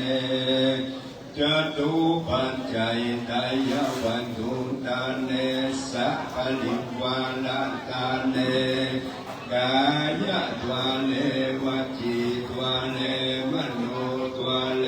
สันติจาปะมาเตนะวาอาสันติจาปะมาเตนะวากายกัมเมนะวาวจีกัมเมนะวามโนกัมเมนะวาอติตะโตสังปัจจุปันนะโตสังอนา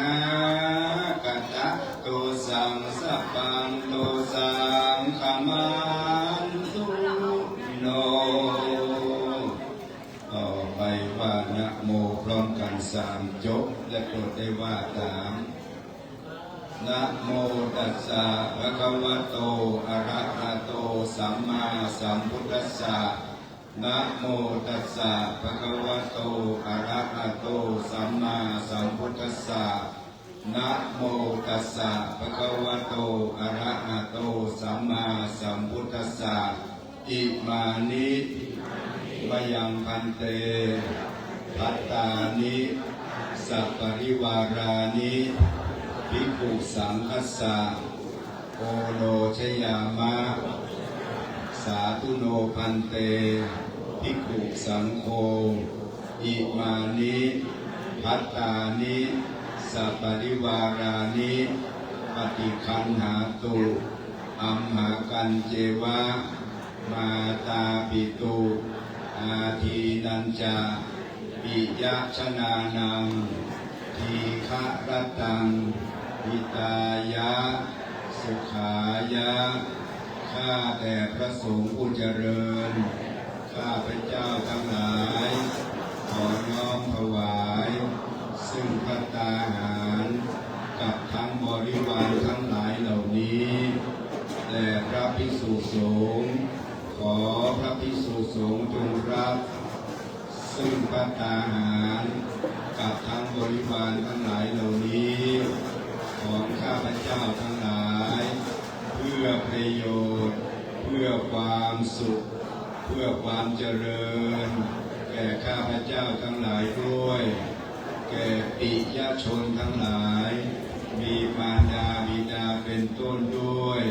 ตลอดกาลนานเถิดสาธุ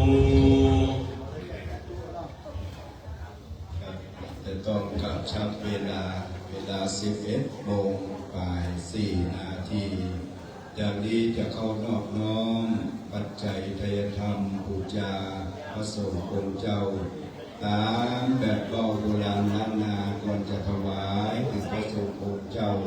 จะต้องถวายเป็นพุทธบูชาก่อนขอเชิญท่านนายกเทศมนตรีนายกดรรุ่งปีชาปัดแก้วและท่านนายก ำบลป่าแดงได้เข้าถวายเป็นพุทธบูชากันพระเจ้าไว้ก่อนนะครับนายกเลิศเสริมบารมีท่านนายกเจริญรุ่งเรืองพัฒนาบ้านเมืองโดยเฉพาะตำบลป่าแดงคือได้กว้างไกลไปนะครับเนิ่นสาธุจากนี้ถวายในเมตตาของพระมหาเถรประธานสงฆ์นะครับพระเดชพระคุณพระเทพมังคลาจารย์เป็นต้นไปนะครับขอเชิญเจ้าภาพตามต่อไปนี้เชิญคุณสมบูรณ์กฤษณวณิชก่อนนะครับท่านพ่อถวายพระเดชพระคุณพระเทพมังคลาจารย์พระมหาเถรประธานสงฆ์เจ้าคณะจังหวัดเชียงใหม่เมตตาเป็นพิเศษวันนี้ทานคาก็เป็นท่านที่เป็นเจ้าภาพสังฆทานทั้งหลายคุณแม่อุไรบุญเมืองก็ถวายที่เกียรติพระคุณประเทศสิงหาปราชานะครับเด็จพระคุณรองเจ้าคณะจังหวัดเชียงใหม่มาทั้งเวลาพอดีก็เชิญแม่อุไรบุญเมืองจากนั้นถวายที่เด็จพระคุณท่านสุคุณพระสุวรรณเมธีดร.รองเจ้าคณะจังหวัดเชียงใหม่รูปที่3ต่อไปคุณกระจัดคุณสายใจสุวรรณนะครับและตามลำดับไปนะครับถวายที่หลวงพ่อเจ้าคณะอำเภอนะครับพระเดชพระคุณวัดได้ขอถวายคือขอเชิญคุณประพันธ์คุณรุ่งสมเกียรติจอกแสงนะครับก็ถวายนะครับที่หลวงพ่ออำเภอวัดตะปูทารามนะครับคุณสมนึกคุณแสงวันนอกแก้วต่อไปนะครับตามลำดับนะครับคุณพ่อน้องทองคุณนัทธรินคุณทาพร้อมนะครับพร้อมลูกหลานคุณแม่จินดาเมืองแก้วพร้อมครอบครัวคุณสร้อยทองนาคพงการคำพร้อมครอบครัวท่านพันตำรวจโทมารุตคุณช่วยขอเชิญนะครับตามลำดับเลยนะครับพร้อมทางท่านต่อไปนางพันจงเสวีกุลนะครับต่อไปนางนงนุชเศรษฐบุตรนางอุญญาพรจิรัชยาธรนางสุขีราบุญช่วยนายโสนายศักดานานรศักดิ์ศิลป์อดีตกำนันพระสมานแม่ภาสนา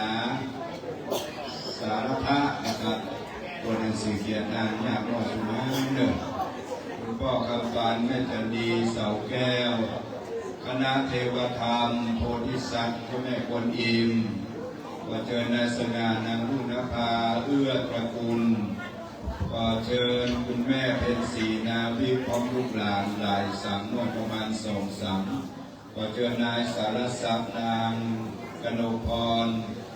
เด็กหญิงบุญธิดาพรหมอ3นะครับขอเชิญนายกรกฎนาวิกต่อไปนางเนตรภาชัยสารนายอัศดาวุฒิชัยสารนายบุญสืบนางพา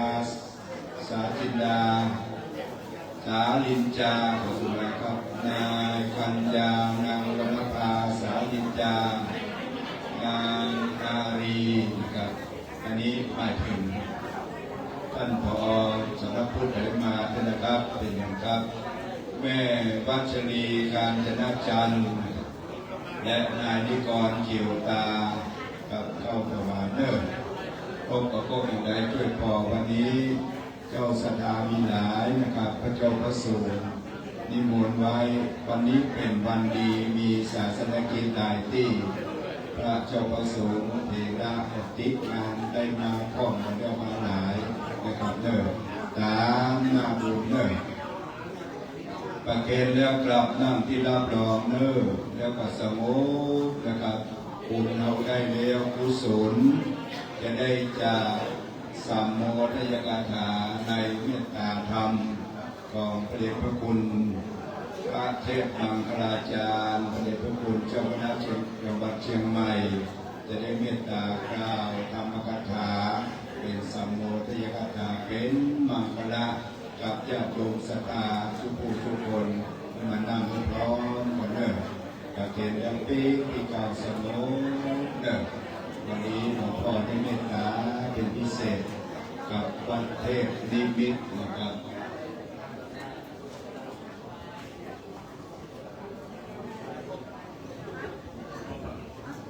จัดไมโครโฟนถวายพระเดชพระคุณตัวนึงกับเราขอแก่ใจไว้สากราบรัตนาในเมตตาธรรมของพระเดชพระคุณพระเทพมังคลาจารย์หลวงพ่อเจ้าคณะจังหวัดเชียงใหม่ได้เมตตากล่าวสัมโมทยกถาเป็นมังคละเป็นลำดับไปขอไว้สากราบรัตนาด้วยความเคารพนอบน้อมบูชายิ่งขอรับ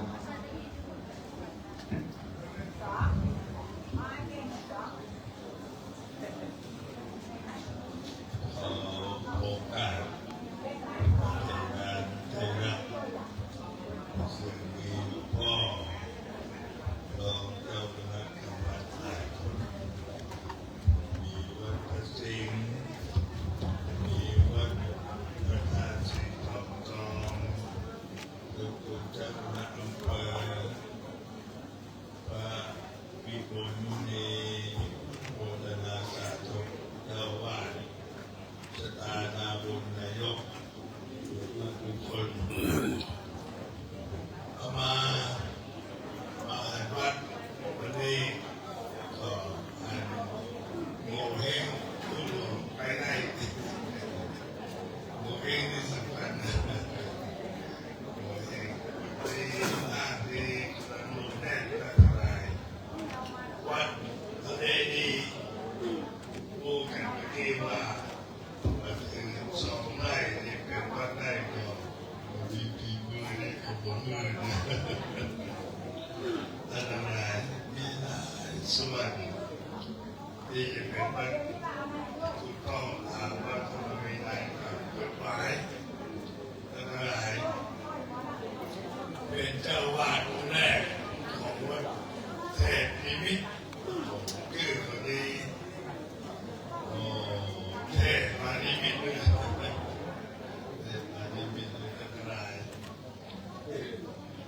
โอกาสที่ไม่เคยมีกันง่ายๆองค์แรกของวัดขาดเป็นเกียรติวัดของวัดที่ได้มาเป็นเจ้าวาดอยู่ไปจนถึง103องค์ของวานเจ้า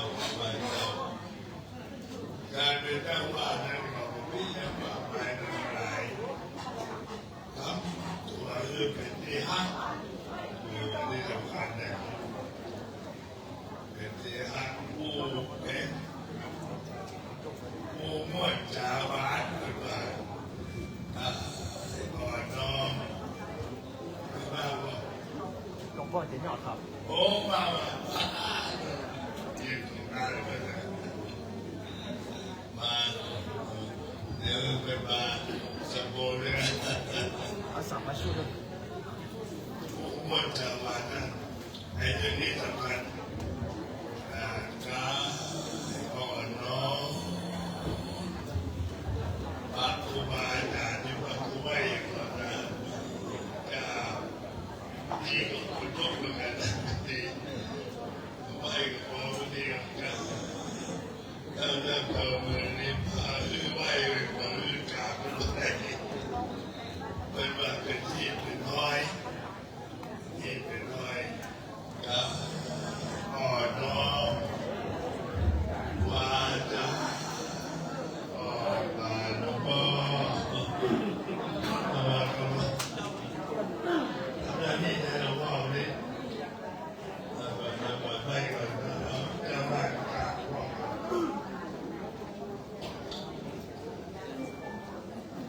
อย่างการไปดูว่าวันอาทิตย์เนี่ยมีการคนหลายที่ออกไปของใครต้องไปตามเหตุตามปัจจัยเพื่ออุตสาห์เป็นตามาให้กำลังใจที่กำลังโอ้โหสาธุขอบคุณพ่อ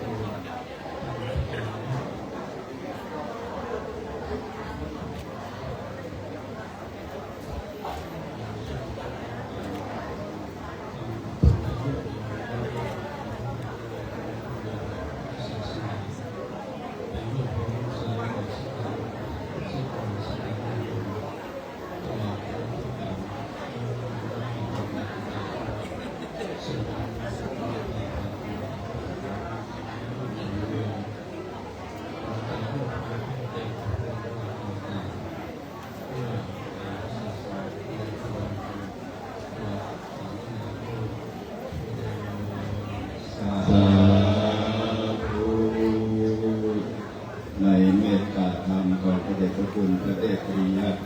ผู้ปรึกษาเจ้าคณะภาคเจ็ดเมตตาโดยการมาตั้งกับเวลามหามงคลยิ่งจากนี้ตั้งใจอยากนำมาก่อนเนอสัตว์ทั้งหลาย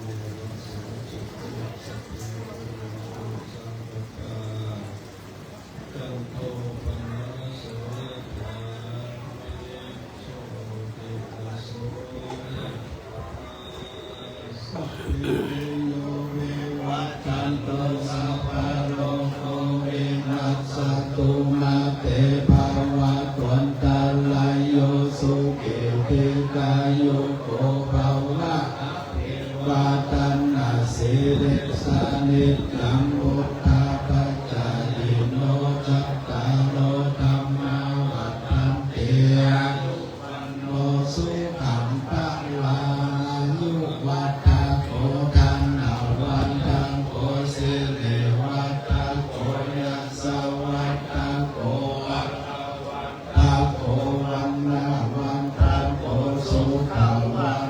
โตโหตุสัพพะ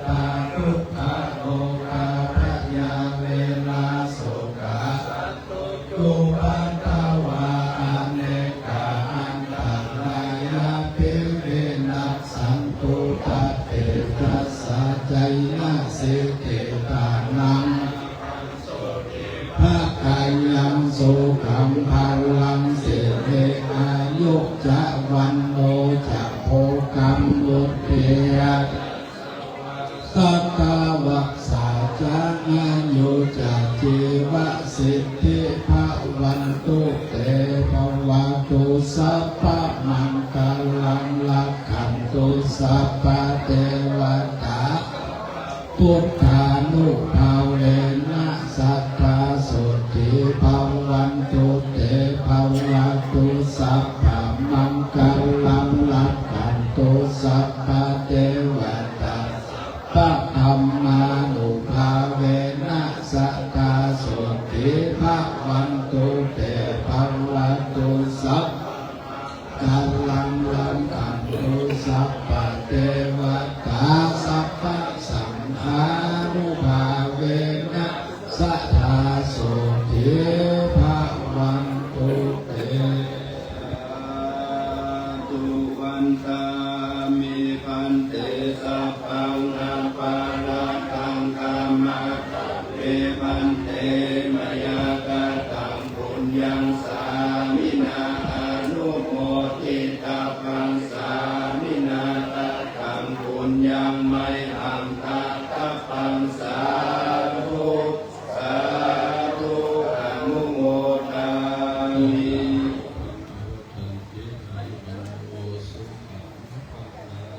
สาธุสาธุสาธุขอกราบไหว้สาธุตะปูภาวนาวชิรธรรมวิปัสสนาจารย์เจ้าคณะตำบลประแดกองค์ใหม่วัดหลวงพ่อเพชรเกศคำเมตตาพระโพน้ำพุทธมนต์นั่งรอซ้ำจะเป็นการเนี่ยพอดีเจ้าคณะตำบลใหม่เคยวัดคนโอ้เหมือนได้พระได้สวรรค์กำลังใจนั้นนี้ก็ตะปูภาวนา วชิรธรรมวิปัสสนาเจริญเจ้าคณะตำบลองค์ใหม่ทำประแดกเลิกพระพุทธพุทธมนต์นะครับผู้พระมหาเถระในไปเมตตาจำพระนามเป็นได้ครับปี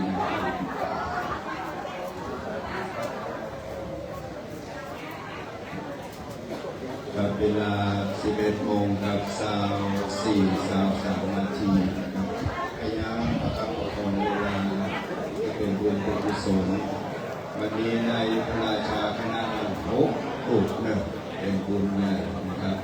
มาทันที่คนได้เข้ารูปอย่างว่าวันอาทิตย์ที่ไหน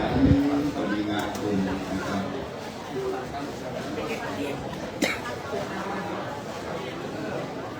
พระนมนต์จากครูบาเจ้าวัดประแดงหรือวัดหลวงพ่อเพชรเกศคำเด้อ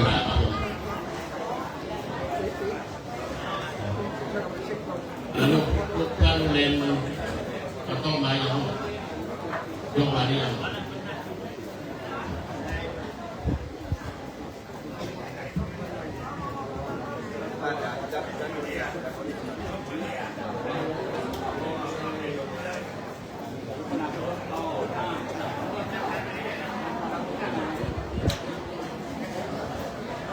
กราบพระธรรมา